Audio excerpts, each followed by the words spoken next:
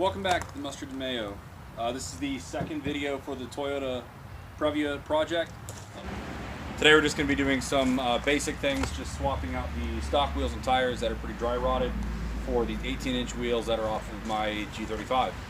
Let's take a look at it. So here's what we're working on with the old tire setup. These, as you can see here, are pretty dry rotted and have been on this car for probably several years, especially while it was parked. They've become a little bit flat spotted. It looks like the tire size on these are a 205, what is that, 75/14. I actually had no clue these were 14-inch wheels. I actually figured they were 15-inch wheels, honestly. But what we're gonna be replacing them with are these G35 coupe wheels that I've had for a while from my sedan that I since replaced with some XXR 18-inch wheels. And I have no clue what the offset is on these, but I know that these are somewhere around a 40 offset, possibly 35, but I think it's like 38 or 40. And this is a much wider tire, and we're also looking at a 245/40/18. I haven't checked yet to see if the hubs are right, but I've switched out enough of these wheels and tires on other cars in the past that I think these are going to fit fine. And these have much better tread on them. These were actually put on the wheels last year and they've been in storage since I got my new wheels and tires. So we're gonna pop all these hubcaps off, rip these things off, and see what we've got.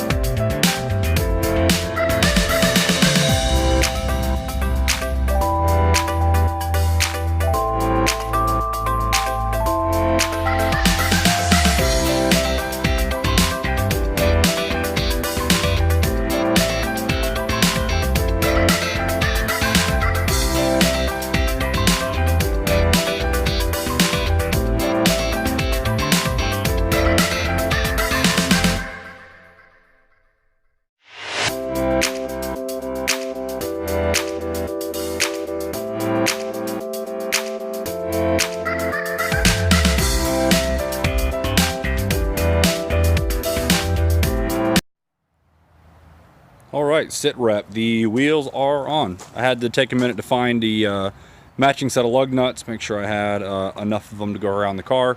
So it took just a minute, but they are on. They're not torqued yet, but they are at least on tight enough. And I've got to say, they fit differently than I was expecting. We'll start with the rear here. So I would say the rear is actually perfect fitment.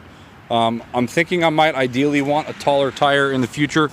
We'll just see how this rides. Obviously the suspension gap there is a lot more prominent when you've got a bigger wheel and tire. I think actually these might be like a 1/4 inch taller overall in height than what these were before. And the fronts are interesting. The fronts might actually be a tad too wide. They just barely stick outside the fender, as you can see here. So just a little bit Mexiflush, you could say. I don't know how these cars do when they get lowered, if they naturally get a little bit of camber, but it looks like, I think right now we might be okay with the ride height. Obviously, if I drive around, there's any kind of rubbing, we'll have to make some adjustments. I might potentially have to run a smaller width tire. Again, this is a 245, and I could easily step down to a 225 and kind of stagger that. I'm sure that would fit just fine. Here's the view from the front.